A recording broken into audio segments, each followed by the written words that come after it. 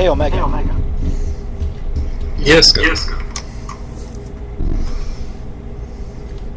So, did you sweep it out? Yep.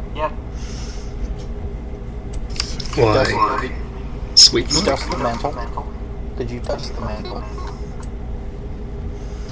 I don't believe I have. Have you at least scrubbed the kitchen? Not quite yet.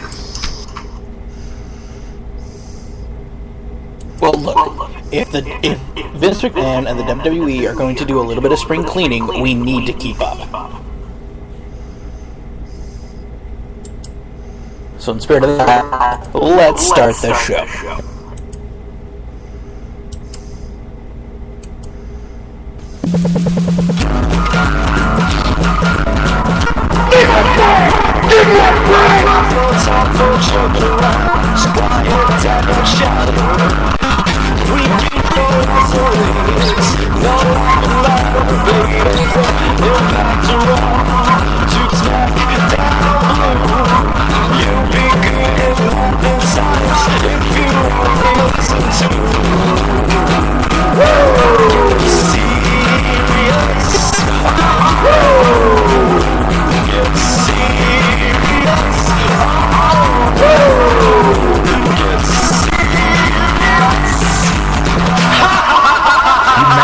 Does that upset you? Am I under your skin right now?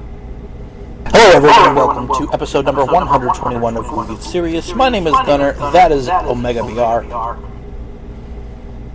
I didn't do my chores, but my Brazilian relationship tapes came in, and I tried out some things in the mirror, and let's just say that I swore on myself. Ew. Joining us this week is our wonderful technical producer, Mr. Yank of DDS. Whatever goes wrong, I blame Nedjester.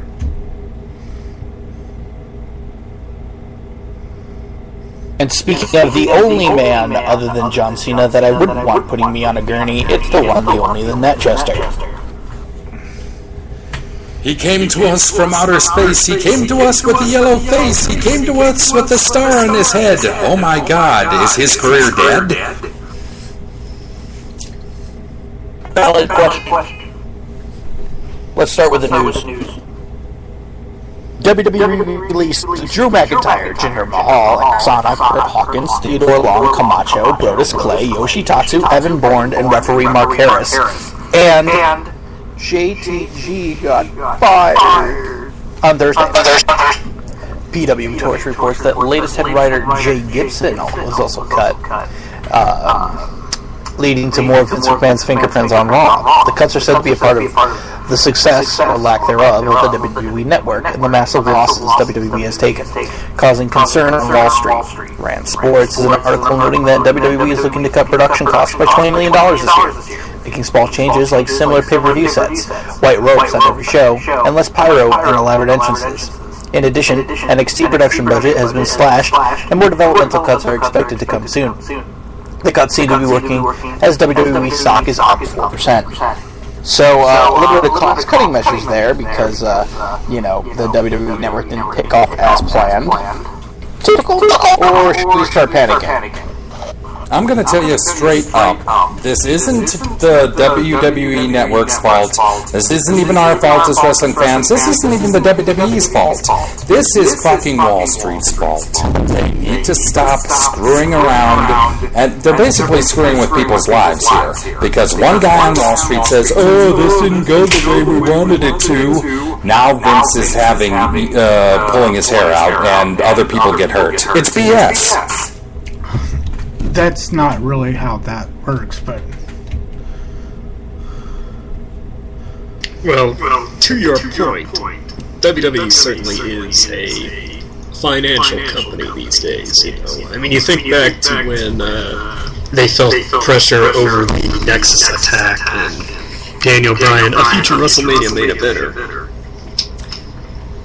choking Justin Roberts out with the tie, and they felt a bit of pressure from Mattel, and so as a kind of a peace offering, they didn't really fire, well, they fired him, but it wasn't a real firing, it was more of a hiatus for Daniel Bryan. But, you know, that's the kind of influence that outside interests have on WWE now, and you do have all these financial kind of reports taking a harder look at them and saying, actually looking and saying, you know, what causes them, despite having a virtual monopoly, what causes them to not be doing very well? You know, why did NBC give them a less than enthusiastic deal? Why are the stocks going down as they are? You know, why?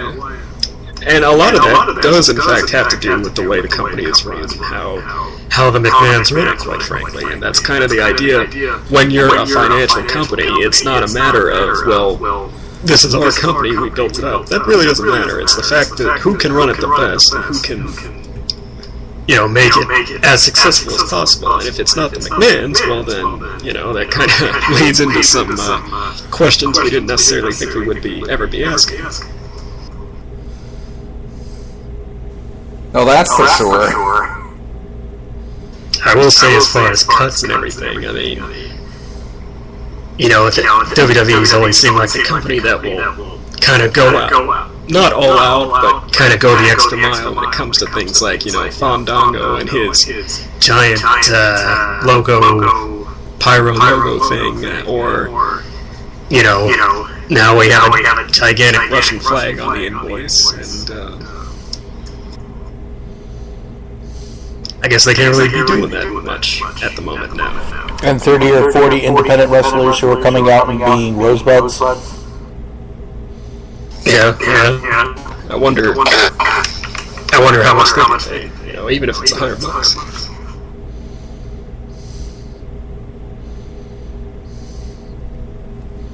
They screw with the bunny. I'm not watching anymore.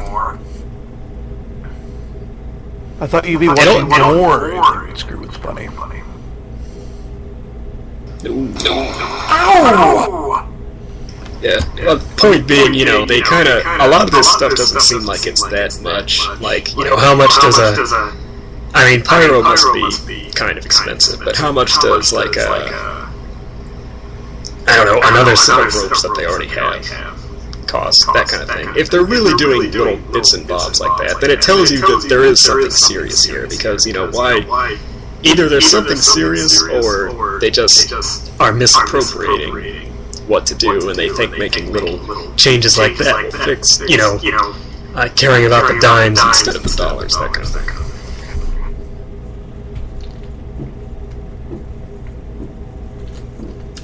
I do feel bad about everybody who got released, you know, let's not listen to that. Although a lot of them haven't really done much. I mean, you know, a guy like Brodus Clay, too, you know. Not that he's a megastar. But hold on, Brodus Clay was released because he is going to go to the waters of Japan to help save dolphins. That's true. And I, for one, applaud the man for that. I just hope he doesn't get arrested by the Japanese police, because then he'll never be let into the country again. I'm just sad that JTG is no longer employed, and as such, I can't make that joke anymore. Let's just remember all the good times, like that time he went on a rant on Twitter and got rewarded with a Raw Sauce match. Yeah. Honestly, I think Oksana could have been the next Maurice. She really kind of impressed me every time I saw her in the ring. And maybe that sounds crazy, but there was this one match, and I don't know when, a random Raw match, and I thought she did really, really well in it, and it really kind of surprised me. And I thought, it's just kind of a matter of, you know, here are people who, you know, they try. And that, going back to Brodus Clay for a second, you know, I'm sure he, being the Funkasaurus, wasn't his favorite, but it was a popular thing for a while. But then, you know, you try, and then you kind of don't really go anywhere. You know, I guess that's kind of what I'm saying. That's kind of the WWE way of doing things, where, you know, they kind of see what sticks, and even stuff that sticks, you know, they kind of don't necessarily You know, like with Yoshitatsu, Evan Bourne particularly too. You know, Evan Bourne, I mean, you can't tell me you can't bring that guy back and do something with him. You know, I can understand, you know, Camacho, but Evan Bourne, come on.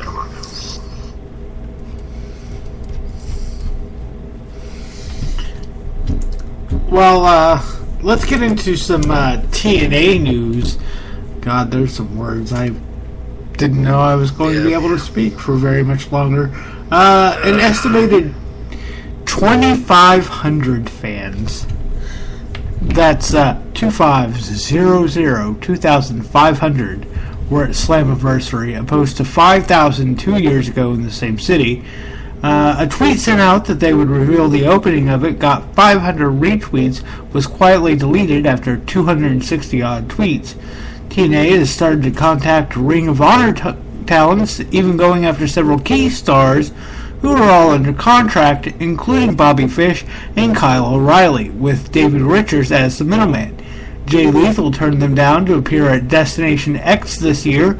A TNA source claims Richards acted on his own, and that if a talent is under contract, the conversation ends. Samoa Joe had to miss a taping due to family issues, and Austin Aries was used in his place. Otherwise, Aries would not be used due to being in the doghouse over a blow-up at a TV taping in April. TNA also has a new poll on their website on whether to bring the six-sided ring back, and will do so permanently at New York taping if it wins. So basically, reading between the lines there a little bit, you know, they have a poll out of nowhere to see if you want to bring the six-sided ring back. You've got TNA claiming that they're not trying to snake anybody, but they're just talking to Ring of Honor employees, when Ring of Honor, you know, is sort of, you know, has sort of seen a little bit of a surge lately with the New Japan stuff, and they've also replaced TNA from that baseball event up in the Northeast. You know, I mean, what else is it? They're trying, they're getting a little desperate. They're absolutely desperate, and it seems like the whole bringing six-sided ring back thing is them missing the point of what's going on, or more to the point, what's wrong with their promotion.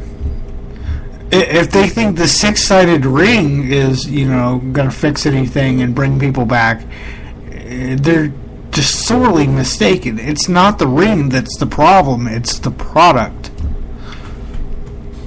You're absolutely right there. It's not the ring that's the problem, it's the product. However, I will say that the six-sided ring will get me interested in coming back and see what they're going to put in it. The product itself, as you have said, needs work badly. Spoiler alert, Net Gesture, it's the same old shit. Well, remember, we got rid of the six-sided ring when Hogan came in. He absolutely demanded the classic ring. So it just shows one of the lessening influences of, you know, the outbound Hulk Hogan on TNA, which is a good thing. No, here's the thing, though. The product sucked before that. They were already, you know, having... I mean, it wasn't as bad as it is now. I will give them credit. Before Hogan came in, it was on the rise. I think the problem is, you know, even Hogan himself, I think that's kind of the problem. TNA, as an entire product, doesn't really look at themselves. They try to look for excuses, and, you know, whether it's, they try to look for little fixes and band-aids, whether it's bringing in Hulk Hogan and giving him the reins because he's Hulk Hogan, like that means anything anymore. Yeah, whether it's, you know, whether it's a six-sided ring, whether it's, I mean, that bit about that Twitter bit is a perfect kind of example of how, you know, give us 500 retweets and they couldn't get it this time. You know, I think it's the fact that, you know, I mean, you know, we've said it time and time again, you know, the company just needs to reevaluate its entire existence, more or less, and figure out what it wants to be, and, Clearly, it's not going to be a strong competitor to WWE. They need to quit doing that. And as for Slammiversary itself, I actually watched it, and it was a pretty average show overall for TNA. You know, put it that way. It was terrible.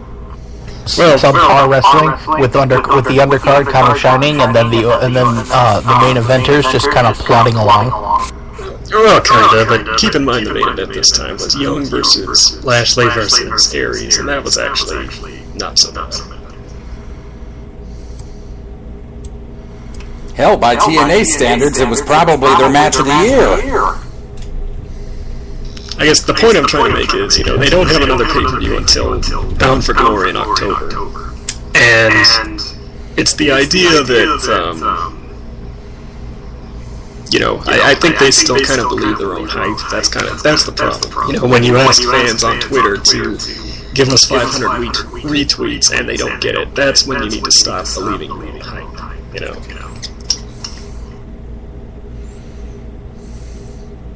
When you do the smart thing and invite the Von Erich kids and get a little surge in ticket sales because you did, and Kevin Von Erich, and then for the actual match you make it a disqualification, that's when you need to reevaluate. Just makes sense, doesn't it? Makes perfect sense. That's why Dick doesn't give out change ever. With Vince McMahon renewing Rey Mysterio's contract due to time he's missed, there's speculation he could do the same to CM Punk. Main advantage would be keeping him from working with another promotion, and they wouldn't have to pay his downside as long as he refused to work. He also reportedly not completely sold on Bo Dallas, Page, or Adam Rose just yet, with Rose being left off for Raw, a sign of their cooling on him. Mick Foley noticed he resigned at the WWE if they came out with a fully Santa Claus action figure, and gave him a spot on the Exotic Express. Kalisto will soon be called up to fill the Latin babyface role, recently started tagging with Sin Cara in NXT. And although Ric Flair requested to work with him, one reason Dolph Ziggler isn't being used more is because they feel he's too injury prone to be trusted with a top spot. Oh boy, here we go. There's been a lot of bitching on the internet that there are other things besides Ziggler just being snake bit prone, but I don't know. This is a talent that we all believed is deserving of a main event push, and for reasons that we can't quite grasp, they're not pushing him, which is disturbing. I think it's Callisto, like Felicity. But yes, we have.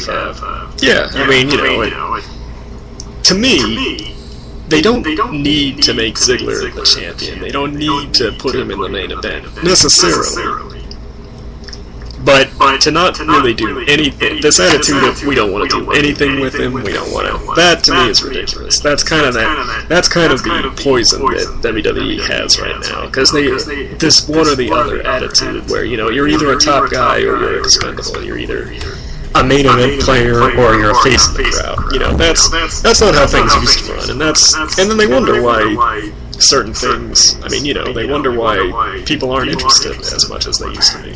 And a guy like Ziggler, he's got all the charisma and character in the world. Again, you don't have to make him champion, but to say you don't want to do anything with him is kind of ridiculous. Unless, of course, you need somebody to face Seth Rollins and get beat up or something like that. It's a zero-sum game of stupidity. We used to have curtain jerkers. We used to have a mid-card. We used to have superstars. You can't have all one thing or another, for crying out loud. You can't just have superstars you want to push and guys that get squashed.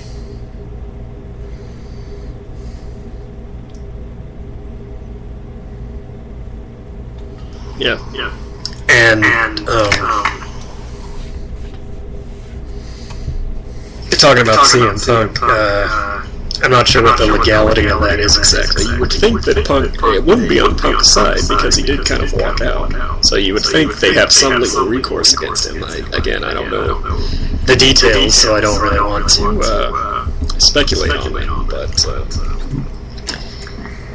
But going back to the Ziggler thing too, he's got this McMahon not completely sold on Bo or Page or Adam, and I mean, granted, he's kind of notoriously hard to sort of get over with, but Page, I don't see. Page, I think, is doing okay. Bo, as kind of simplistic as his gimmick is, it is one that people do not like, and he doesn't. I mean, who are these people that don't like Bo? He's a heel, and people are supposed to hate him, so they do. That's what I know. Oh, I was going to say, because I will go individually to their houses and kick them in the nuts. It's effective. It's simplistic, but it's effective. That's what I should say. And Adam Rose, I don't know. Bo Dallas is delusional. That's his gimmick. Okay, fine. He's a heel, but you can like him to an extent that you can like heels. Adam Rose, I just don't know exactly how to wrap my arms around the guy. I mean, he's just... Okay, you were going to say something, Yankum. You know what his gimmick reminds me of?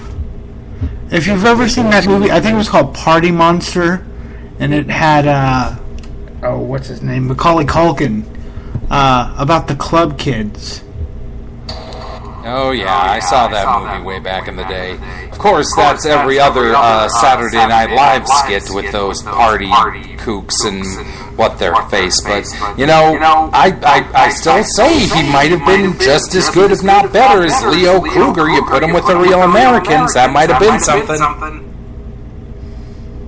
I don't think it's a bad gimmick necessarily. I think it's just one that you really you can't just prod him out there and have him party and do that for 6 months and expect it to actually be something. It's a filler gimmick. It's perfect because they could just do that, and they should. But he's destined to he's designed and booked to fail. I mean, that's the problem with Adam. He might be a perfectly fine wrestler, he might be a perfectly talented guy, but if you're stuck with a gimmick like, I'm just going to party all day, all night, and suck on a lollipop, what exactly are you going to do with that? Yep. Well, just hope you magically get over, and that people just like you for some strange reason, and then they're forced to give you a push for a little while until they decide to get back at you, and then they bury you at the bottom of the roster, and you never get seen on Raw again. Fandango 2.0. Yeah, instead they got Zack Ryder 2.0. Alright, well, I'm the last person that should be talking about this, but Chael Sonnen announced his retirement from UFC. I know that this is a fighter. I've never seen a fight of his, though. But it's caused some to speculate that he could venture into pro wrestling. WWE has held a tryout camp for women at the Performance Center in Orlando last week, but word is most of them were models that were recruited and not experienced wrestlers. So, typical. WWE has gone to a lot of historians and made good money offers for memorabilia. Vince has never had an interest in a physical Hall of Fame, but Triple H is very interested in making it happen. Also, Dish and DirecTV are not carrying Money in the Bank, and the decision to refer to Vince's pay-per-views again came due to the fact that 2K Sports is filming a commercial this week to advertise that Sting is playable in WWE 2K15. And now I have to buy WWE 2K15 even though I don't want it. Ditto. But first off, let me just say, Vince, In the immortal words of our former presidential candidate Mitt Romney, I will give you binders of women, professional wrestlers in the indie scene that can actually do good matches. If you don't believe such things exist, I will be happy to prove you wrong. Don't give us more models, please. Well, they really don't want wrestlers. I mean, that's the conclusion you have to come to, sooner or later. They want marketable type... Let me put it this way. If you're a fan of Master Chef, as I am, Mondays on Fox, you'll know that the show isn't always necessarily concerned with who is the best home cook. You know that early on there's the girl Courtney who is, you know, sort of like the girl next door, brown hair, turns out she used to be a stripper to get through college and things like that, and you know, she's very marketable. She's very good looking. She's very not necessarily sweet. I mean, she's kind of that girl who has the sweet facade. You know what I mean? Anyway, the reason she doesn't get eliminated when her donut tastes of salt and another competitor's donut has no filling is because of her marketability. Right. I'd like to talk about Chael Sonnen.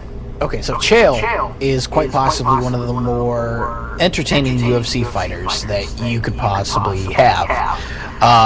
His foray into professional wrestling will be like Tito Ortiz, Frank Shamrock, Rampage Jackson. It won't be like that at all. Actually, it will be, you know, a quality thing. Chael isn't stupid, and he's he's quite educated, and he can cut a mean professional wrestling promo.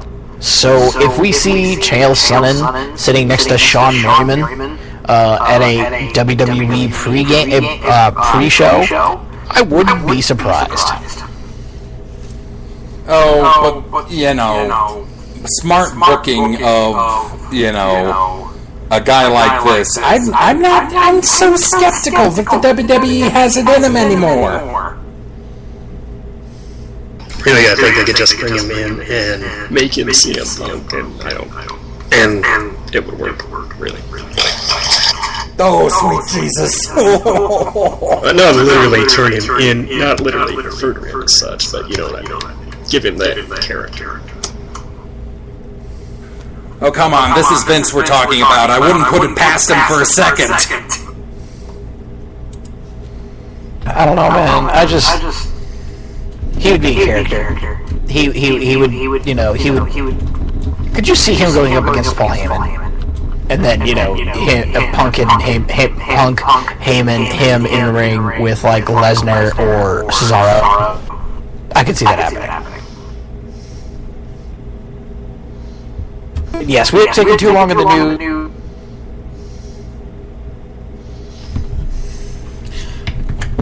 See, and that's totally NetJester's fault that whatever just happened to Gunner happened. So I'll take this one for shits and giggles. The first chance for WrestleMania tickets will be August.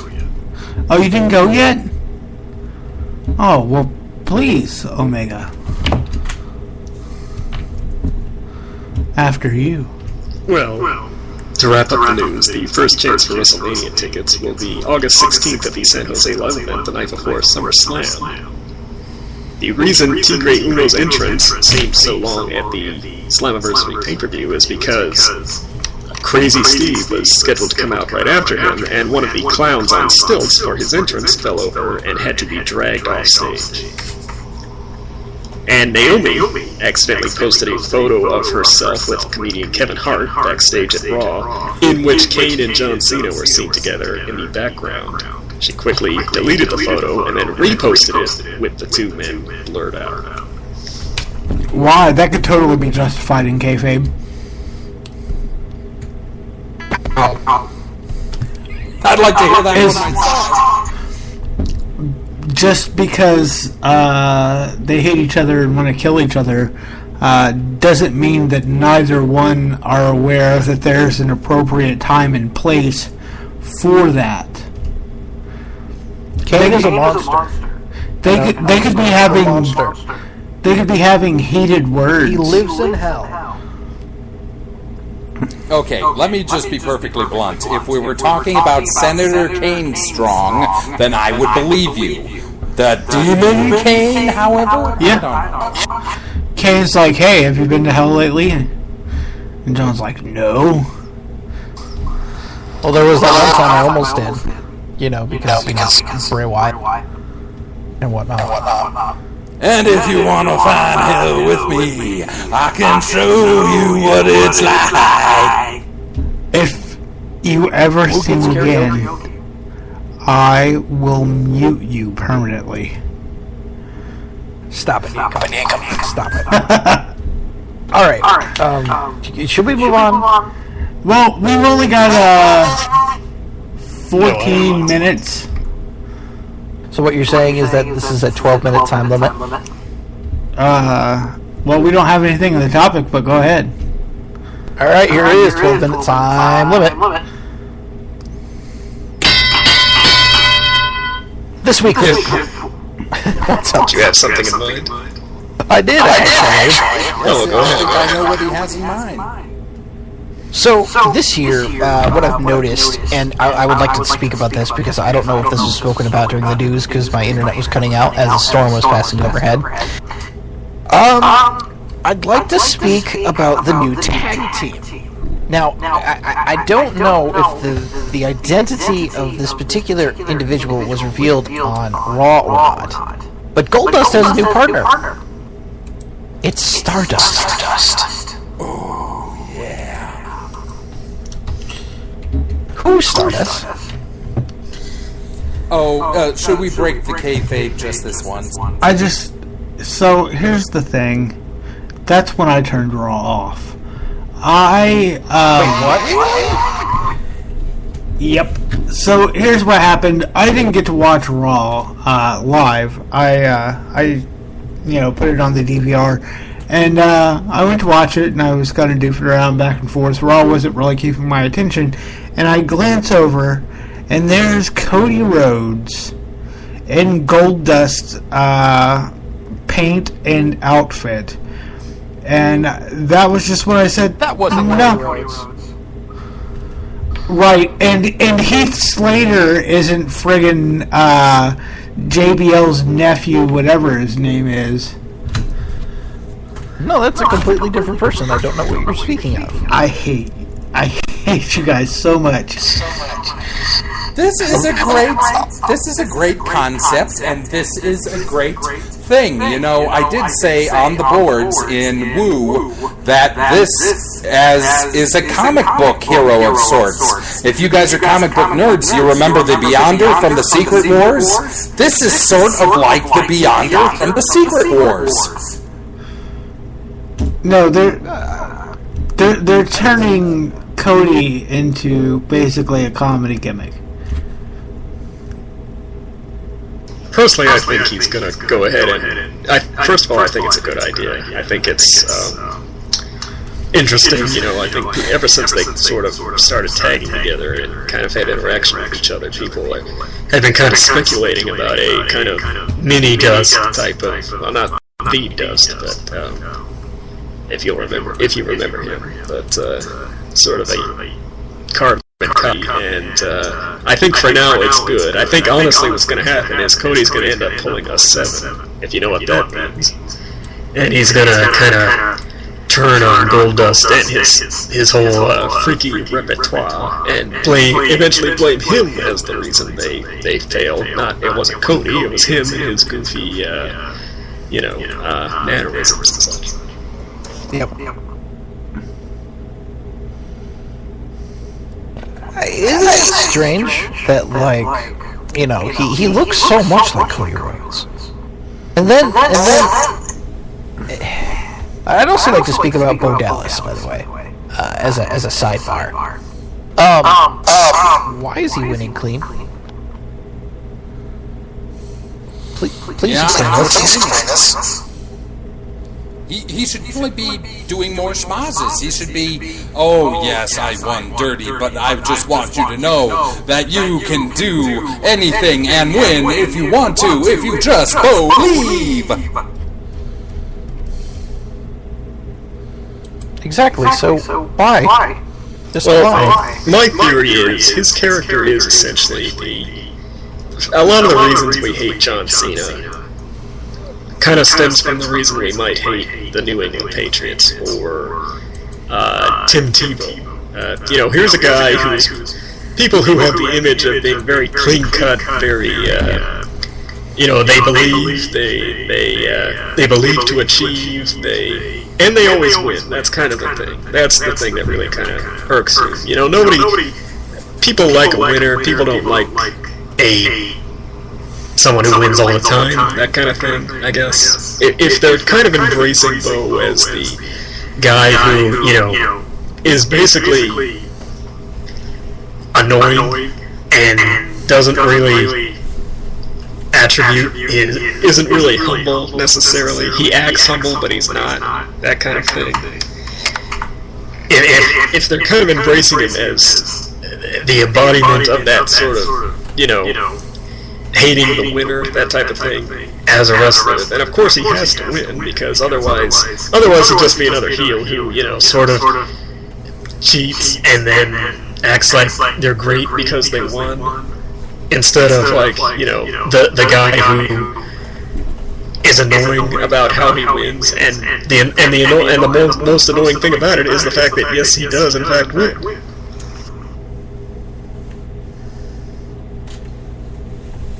Because it's kind of like with John Cena, Cena sort of disregards everything the heel says, almost with an air of, I'm going to win anyway, so none of this matters. And then, of course, he does win, and none of it really did matter. So, right. Bo is supposed. I understand that Bo is supposed to believe and everything. He's supposed to be the kind of guy that you sit there and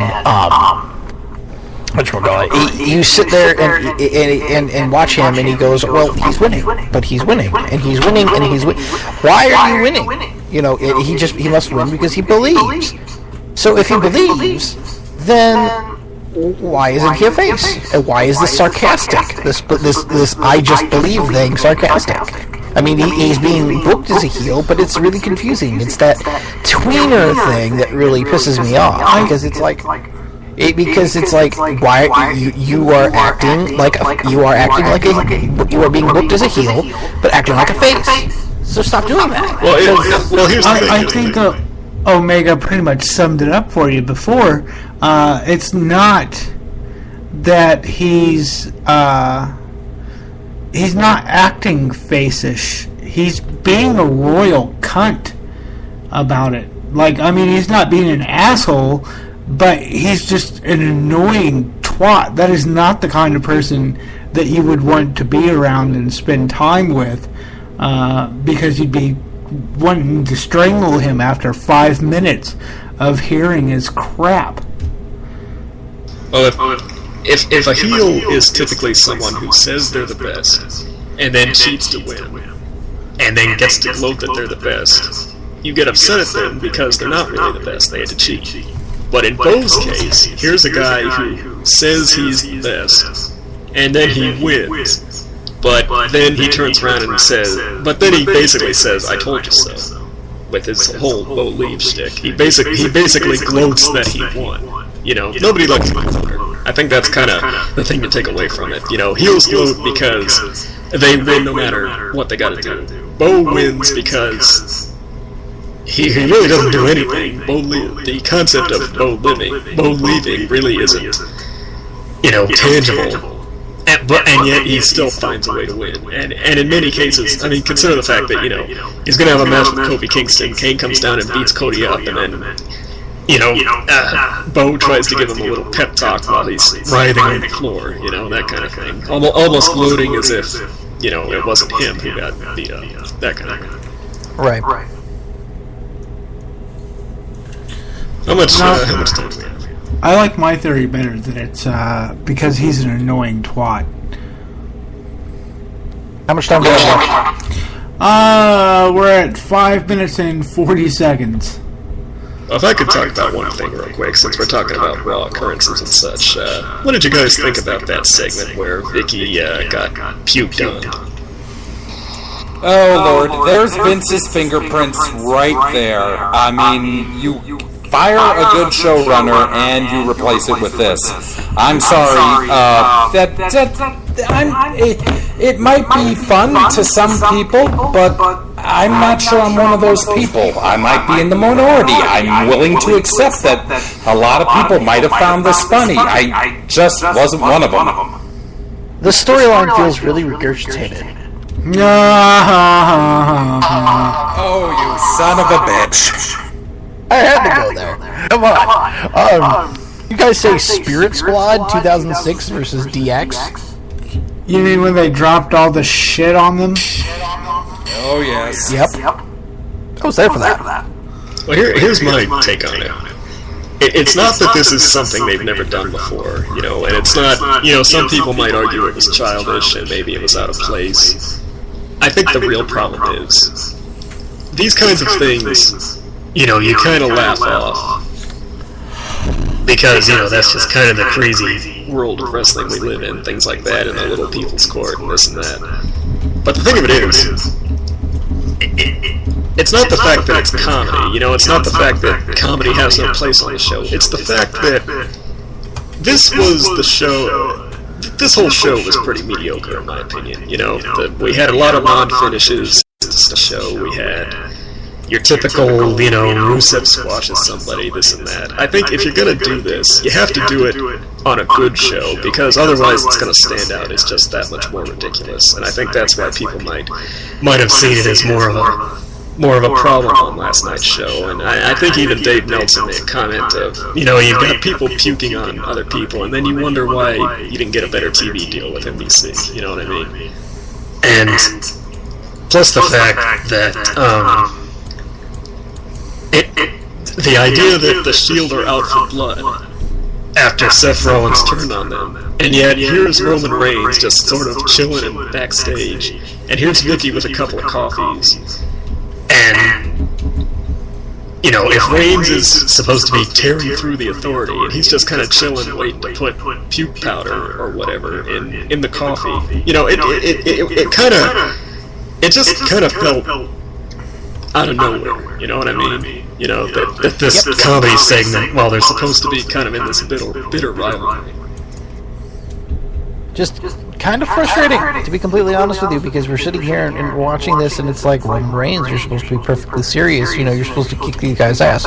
Why are you putting poop drink in a fucking coffee?